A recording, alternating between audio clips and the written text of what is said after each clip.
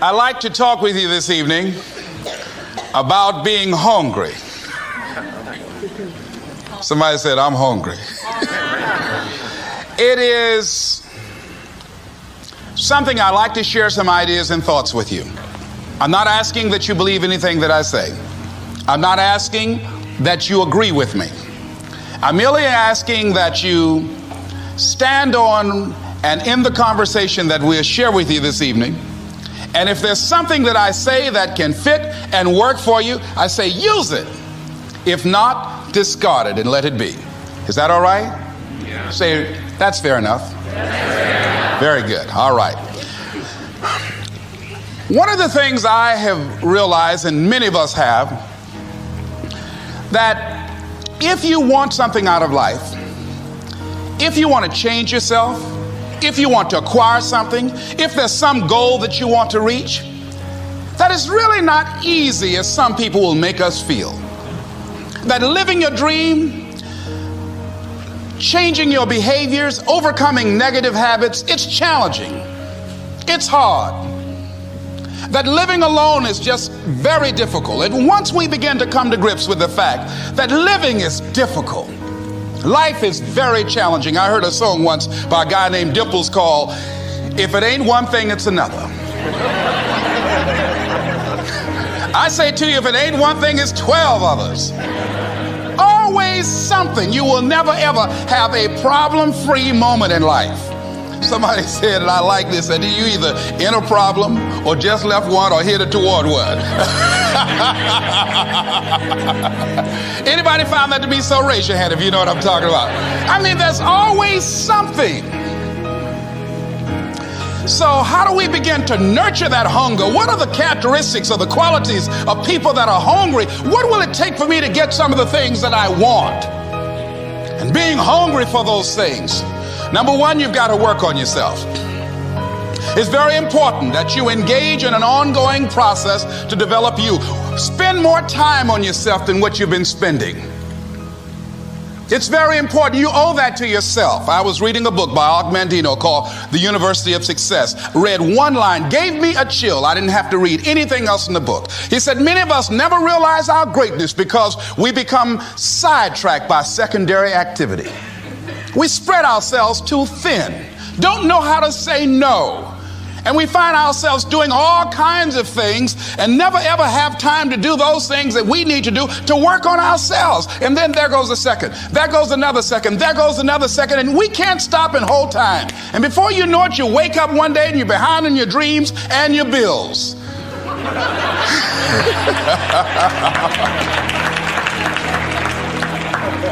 So decide that you're going to take some time to work on you, that you deserve that from yourself, that your life deserves some prime time because you are creating your own production. As Michael Todd would say, you are the star of your show. You are the director. You're writing the script. And you will determine whether your life is a smash office hit or flop. You determine that. Working on yourself, talking to yourself. That's so very important. Overcoming the negative conversation, that inner dialogue that's going on all the time, even when you don't want it to be there. You can't stop yourself right now from thinking. You can't do it. It's going on. And so learning how to empower yourself, part of doing that is standing up to yourself. You've got to stand up inside yourself sometimes and say, shut up. You've got to do this. I was going to give a presentation, and this voice inside of me saying, you can't do this. You don't have everything it takes. I shut up. I'm behind on my bills, and you're telling me what I can't do. I have got to do it. You'll get scared sometimes. Your mind will go blank on you. Some people you will allow to unnerve you, and you wonder, what's wrong with me? I'm not crazy. That's why you've got to learn to make a conscious, deliberate, determined effort to stand up inside yourself. Working on yourself, watching that inner dialogue, it will determine the quality of your life. I don't believe this. I know this. I've had a challenge of losing weight. I'm walking through the airport, this voice say, why don't you have some M&M peanuts? No!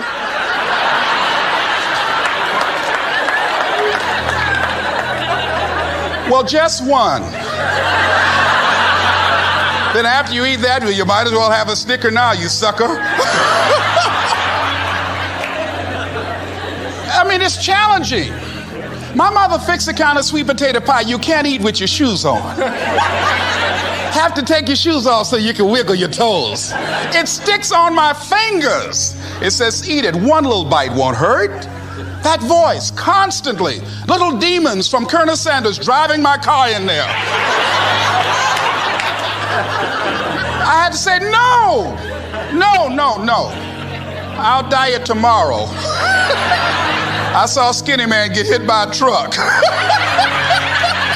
Had he had a little bit more weight, he might have lived, you know. Some of you know what I'm talking about. Raise your hand if you know that. That voice is awesome. So you have got to stand up to that voice. When you're working on something you want to achieve, you have got to stand up to that voice. You've got to sell yourself every day on your abilities, on what you're doing, on the goal that you want to reach. You've got to sell yourself every day,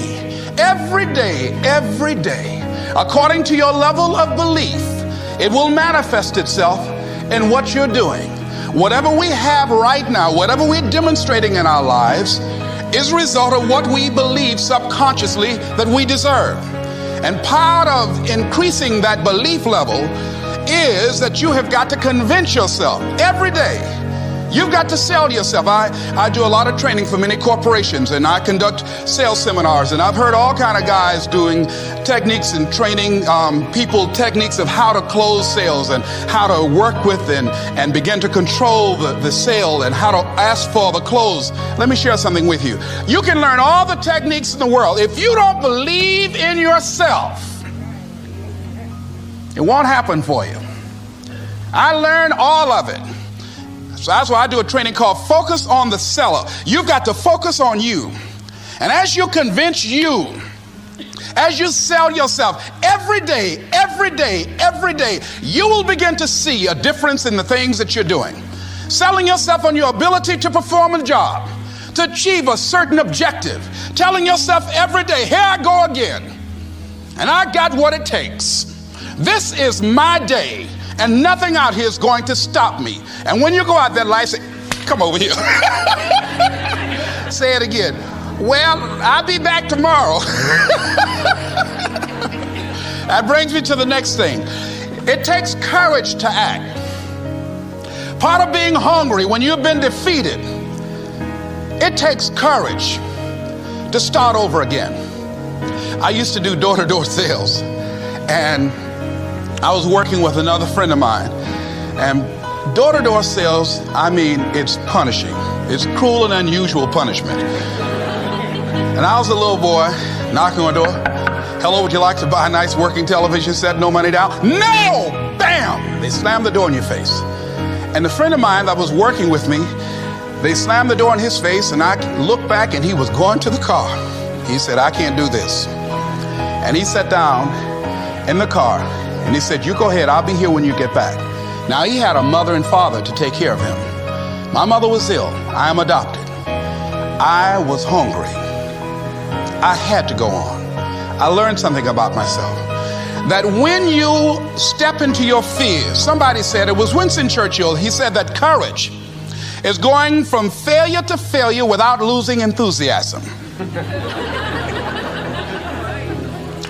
When you step into your fears and continue to push yourself to go on, something happens for you.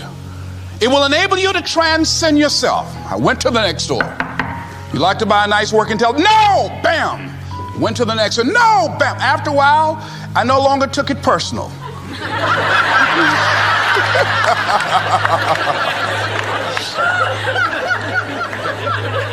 And I began to play a game. I said, well, I know there's a yes out here somewhere, and I'm going to keep on until I find it.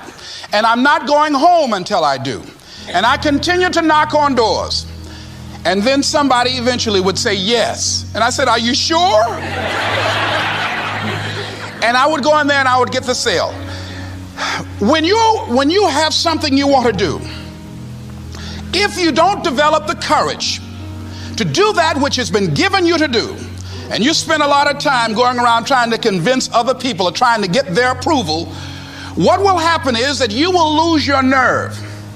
And other people will convince you that what you're doing doesn't have any value, and you'll give up on your dream. It's an interesting thing about life, I've also found, that if you don't have the courage to act, sometimes and particularly if you have something special to do, life will move on you. If it were not for life, I would still be a disc jockey. I didn't just leave voluntarily to go to the state legislature. I was fired. I was working on a job, and I came home one day. I was married at the time, and I told my former wife, I said, that guy Bert I work for is stupid. She said, if he's so stupid, why does he sign you a paycheck? Now you see why I divorced her, right? I couldn't stand her. That night, I could not sleep well. Here was a guy that was controlling my life.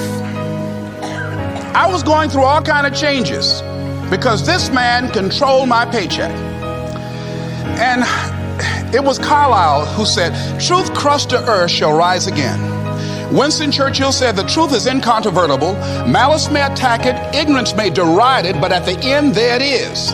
And we know scripture that says, ye shall know the truth, and the truth shall set you free. And the truth that I had to come to grips with, that I wasn't in charge of my destiny. The truth was that I wasn't giving all that I had. The truth was that there are some things that I wanted to do, but I didn't have the courage to act on those things. And the truth was that Bert Childs was a blessing to me. He made life so miserable for me, I had to start looking at my life differently. I started going to work earlier. I started being the last one to leave there. I started working harder than anybody else. The other guys could not. Why would you work so hard, Les? I said, I'm not working for them. I have been cheating, Bert, I thought. I've been cheating myself and my family. Wherever you are, whatever you're doing, do it with everything that you have. Develop the habit of giving more than what you're paid for. Develop the habit of setting standards that others will be measured by. Someone said, do not go where the path may lead, but go where there's no path and leave a trail.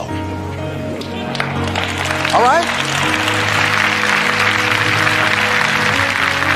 It is easy to be negative today. It is easy to have low morale today. I was at a corporation and they're going through downsizing and going to lay off some 1,500 people over the next few weeks. It's very depressing there. And those people that stay there 9 times out of 10, they're just going to do just enough to keep from getting fired. Anybody can do that. But if you can begin to harness yourself and say that where I am, I'm going to do the best I can with what I got, because that is an expression of who I am. If you get into the habit of just being mediocre, it will become a part of your consciousness. If you get in the habit of giving less than what you have it within you to give, it will begin to reflect itself in your personality. It will begin to damage you psychologically. And you don't want to be a part of that kind of self-destructive behavior. And so you want to set some high standards for yourself. The next thing, part of what feeds that hunger, you've got to develop a sense of urgency. Aurelia said, stop living your life like you have 1,000 years to live. In life, you're either here today and you're gone today. If there's something that you want to do and you can't do it all at one time, do just a little bit of it. I like what Robert Schuller says. He said, by the yard it's hard, but inch by inch, anything is a cinch. Do just a little bit of it. A friend of mine, Bobby Kerr, used to be a roommate. Bobby wanted to go into the area of public relations. He loved working with the public. Young lady he wanted to marry named Clarice. Bobby was a great procrastinator. Pretty soon, the job where Bobby worked, they transferred him to another location. He went out to celebrate with the people on that new job site. And Bobby suffered a massive heart attack and died. Bobby didn't drink and didn't smoke, was under 40, and he died. Ask your question. How much time do you have left? How much time do you have left? When you start thinking about that, we don't know. We don't know. Bobby took all the greatness and all of the talent and all of his abilities to his grave with him. One of the things he could have put in parentheses under his name, he didn't use all his stuff. And most of us do that. Most of us don't use the stuff that we have brought into the universe. And we want to make a conscious, deliberate, determined effort to start living life with a sense of urgency and using what we've got. Using ourselves up. Sharing what we brought into the universe to share. Because if we don't, nobody else will. Stop wasting valuable time, knowing that if we begin to live our lives as if each day were our last, our lives will take on a whole new meaning. Take on a whole new expression, valuing each moment that we are blessed with. The next thing that begins to nurture that hunger, honor yourself as your word. Don't give your word out lightly. When you throw your word out there and you don't honor it, it makes a statement about you. If you decide to maintain a sense of integrity with yourself, that if I speak it, I'm going to live it. It's who I am. And I'm going to be very cautious in how I give my word to others, and most of all with the commitments that I make to myself, because I want my life to reflect my words and honoring who I am and what I express.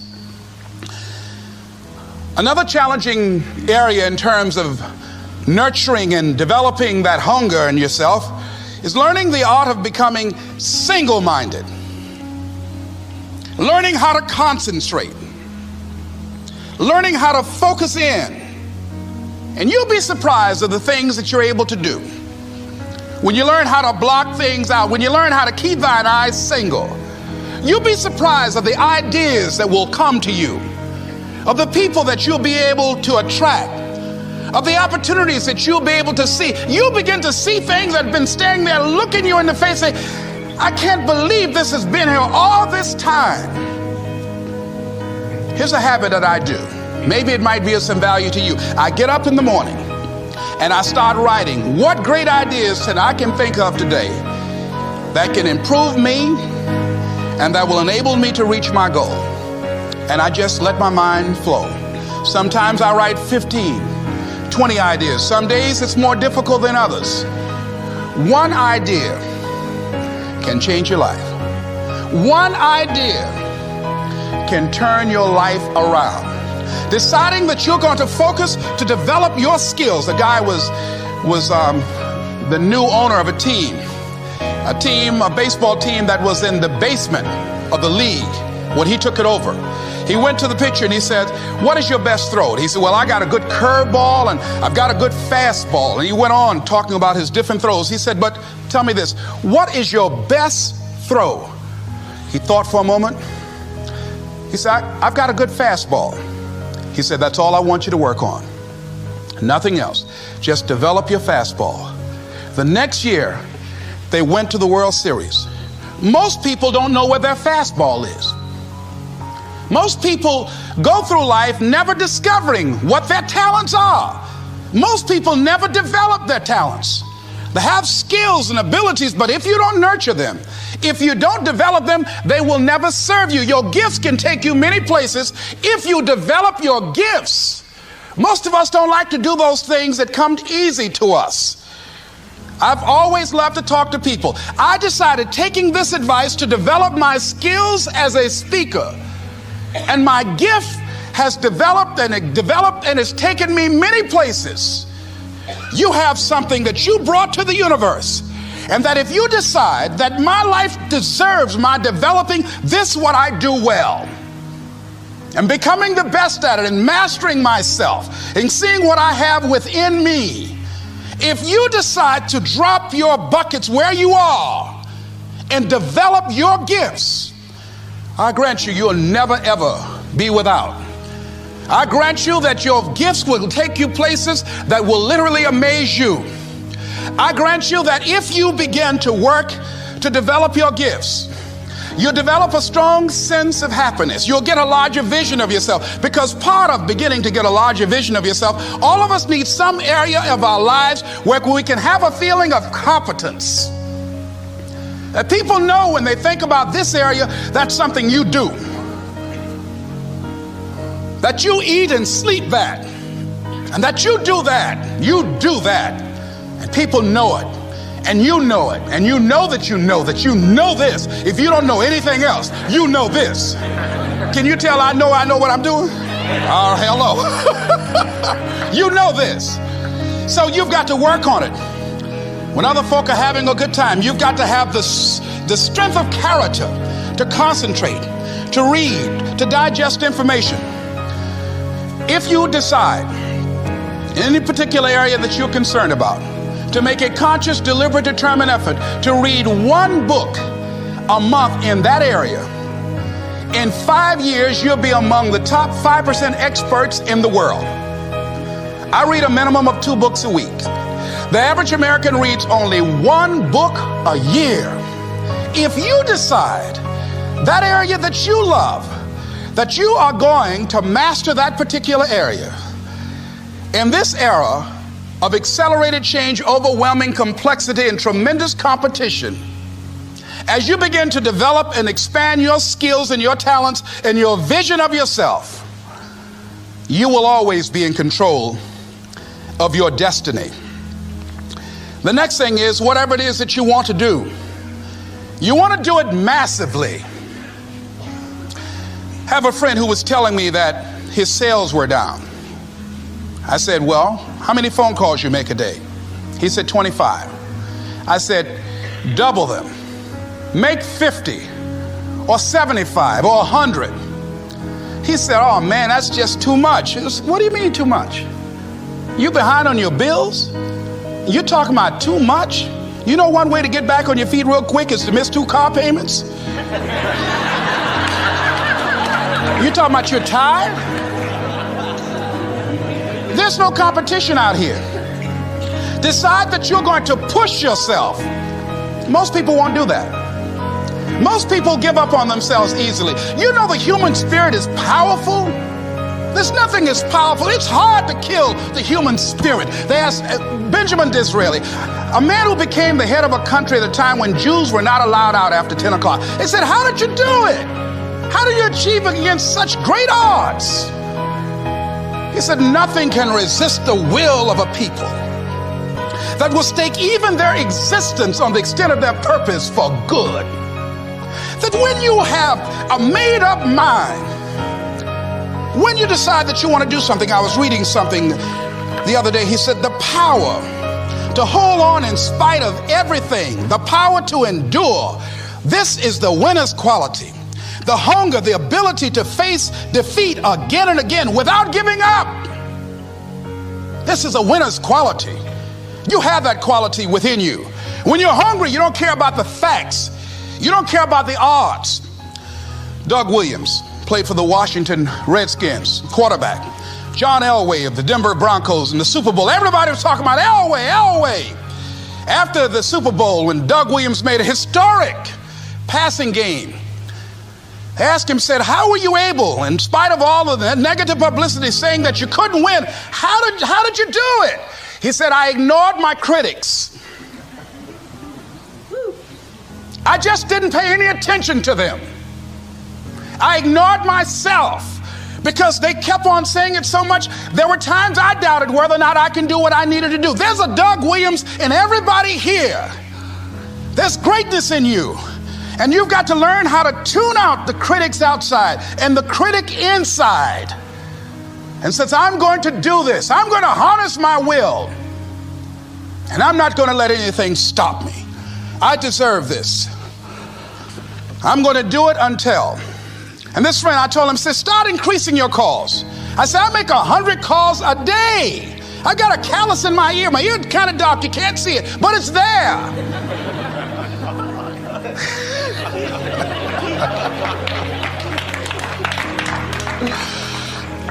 His sales have increased. He's working harder now.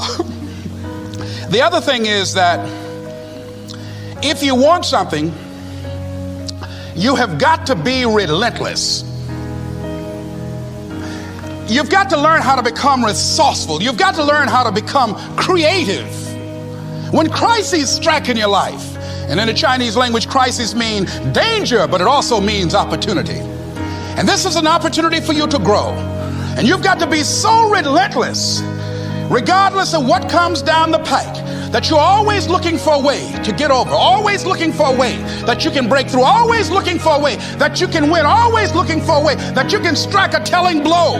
And pretty soon, I think there's some people watching us in the universe that say, wait, let's call a meeting over here. You know that guy Mustafa? Look at him down there. He won't stop. Just that fool don't know he can't get over. Look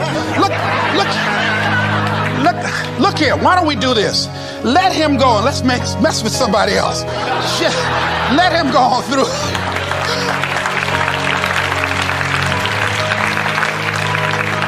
Life will just get tired of whipping you sometimes. And just say, let's just let this one go. I believe this. Now, no one has told me this, but I just kept on kicking. I didn't have sense enough to stop. I was intelligently ignorant. I didn't know what I couldn't do. So I just tried anything. And the fascinating thing about life, because you can't get out of it alive, you might as well have a good time, you know? You might as well have a good time. Live your life with passion, with some drive.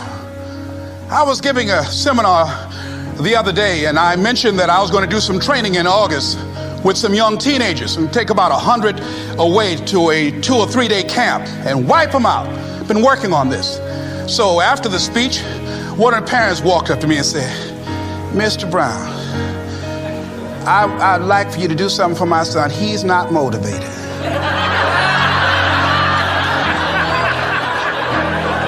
I said, I wonder why.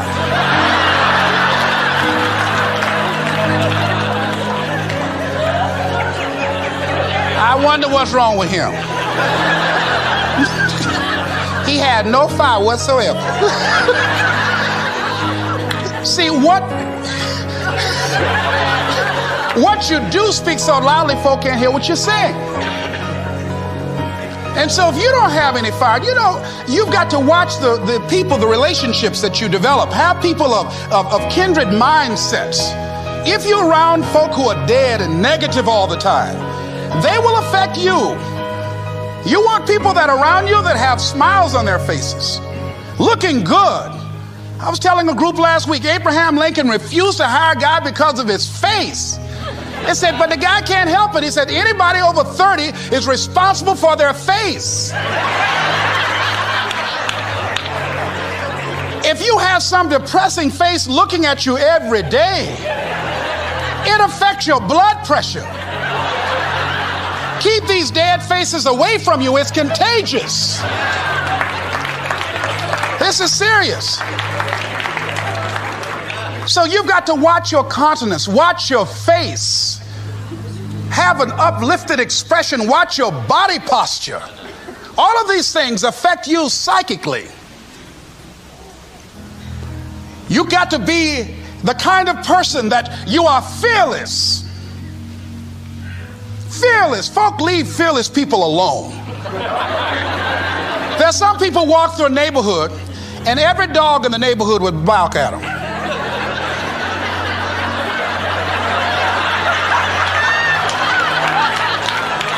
But there's some people come through and ain't nobody gonna mess with this.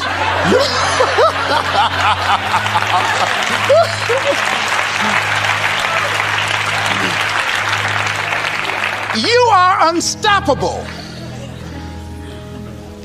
And because you are unstoppable, because you've got power that you haven't even begun to use yet, you owe it to yourself to release your brakes. How many of you have had the experience of pulling out of your driveway and you're mashed on the accelerator and the car was just going, it couldn't move, and you mashed harder and it couldn't move, and then you discovered you had your emergency brakes on. And then you release those emergency brakes and it goes, choo. Have you ever had that experience before? Most of us go through life with our brakes on, holding back, not giving all that we have, not sharing all of ourselves. Most of us go to our graves still holding on rather than releasing it. What are some of those things that keep us from releasing it? Because of past experiences, past defeats, past pain. We look back, well, it didn't work out then. It probably won't work out now.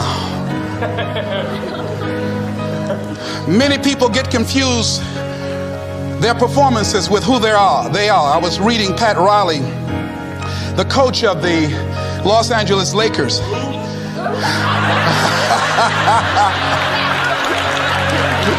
But you're going to like this quote here. After the Trailblazers had blown them out of the water, and I'm sure he said this last night, they asked him, how do you feel? He said, tonight we were exposed for what we are right now. You see? That if my speech tonight doesn't work, it doesn't mean that I'm a bad speaker. It means that what I did didn't work tonight. And I've got to separate what I do from who I am. And I've got another shot. See, the last chapter to your life has not been written yet, and it doesn't matter about what happened yesterday. It doesn't matter about the things that you've done that you feel guilty about. If you wouldn't do it today, you're convicting an innocent person. You've been reborn to a new state of consciousness. And as they say, if we knew better, we would do better. And so we begin to decide, I'm not going to be denied. I remember, and I was telling someone, and they asked me, would you repeat that again? I was interested in going into broadcasting. I'm adopted, and that was my key out. I wanted to make my mama proud of me. I was very much appreciative of what she's done for my brother and sister and I. And that was my way out. And I went over to a radio station, asked a guy and told him that I was interested in broadcasting. He looked at me in my straw hat and my overalls. He said, you have any broadcasting background? I said, no, sir, I don't. What do? I cut grass. Young ladies asked me what kind of work I do, and I was working on a garbage truck. I say, well, I'm a sanitary technician. He said, we don't have any job for you. I decided that was something I was going to do. I decided I'm unstoppable. I'm going to go up and hit. I'm going to do this. I started going to the radio station every day, developing a relationship with the people that were doing what I wanted to do. And that's what I encourage you to do. Whatever area you want to go in, find people that are doing it the way you want to do it and develop a relationship with them. When I decided to go in this area, I wrote letters to Dr. Norman Vincent Peale, to Zig Ziglar, to Dennis Waitley, all of the giants in this area. And I said, this is something I want to do. I've been following your career. Would you help me? Dr. Norman Vincent Peale answered my letter, did an article on me, wrote about me in the most recent book that he issued, and done many broadcasts about me. I'd wanted to develop a relationship and rapport with those people that were achieving those things that I wanted to achieve. By the same token, I would go to the radio station, and I developed a relationship with the guys. And they used me as an errand boy when they needed some food or someone to go pick up entertainers that came into town. Temptation singing My Girl, Jerry Butler singing For Your Precious Love, Sam Cooke singing Darling You Send Me. I would pick up the entertainers at the airport and driving around in the disc jockeys, big Cadillacs. Didn't have any driver's license, but I was acting like I had some.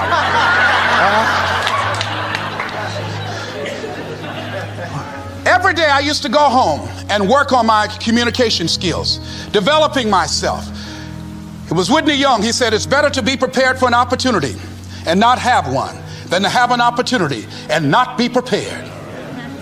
Start working and developing yourself now and prepare yourself for what it is that you want, because you expect to get it. And when the disc jockeys were in the control room, I would go in and watch them and develop a trust level, and they would let me stay, and I would watch and observe them working the controls. When you want something out of life, don't worry about how you're going to get it. How is none of your business. The most difficult thing it is to hold the vision. It's to hold the vision. So there I was at the radio station. A guy was on the air and he started to drink by the name of Rock. I was outside the window looking at him and watching. Hungry and ready, saying, drink, Rock, drink. Pretty soon the phone rang. It was the general manager. I said, hello? He said, Les, this is Mr. Klein. I said, I know. He said, Rock can't finish his program. He's slurring his words. I said, I know. Can you work the controls until one of the other disc jockeys come in? Would you call them? I said, yes, sir. I hung the phone up. I said, now he must be thinking I'm crazy. I called my mama and my girlfriend Cassandra, said, y'all come out on the front porch and turn up the radio. I'm about to come on the air.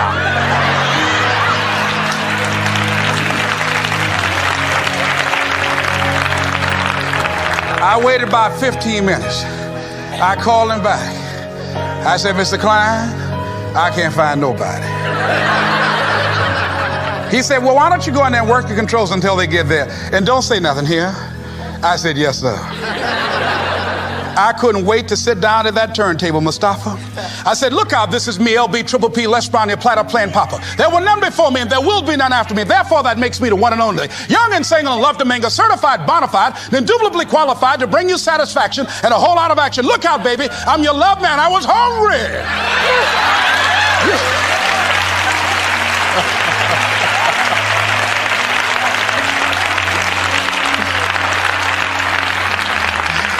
Shake somebody's hand on your right and left and say, you've got to be hungry.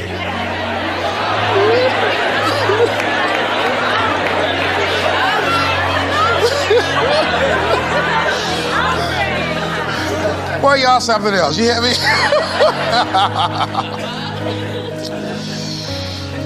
You want to be persistent about what it is that you want to achieve. Alexander Graham Bell said, what this power is, I cannot say. All I know is that it exists and it becomes available only when a man or a woman is in that state of mind in which he or she knows exactly what he or she wants and is fully determined not to quit until they find it. When our children are learning how to walk, how many times will your baby attempt to walk and fall and you just say, just sit down, don't try anymore, you've fallen 20 times.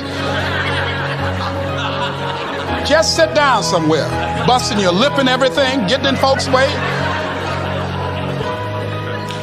When will a baby walk? It will walk when it walks.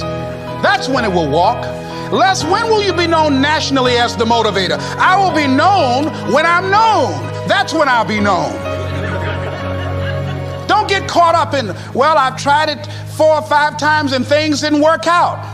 If there's something that you want and you're hungry for it, you've got to do whatever is necessary until. And when you give the best you can and that's not enough, you must do what is required.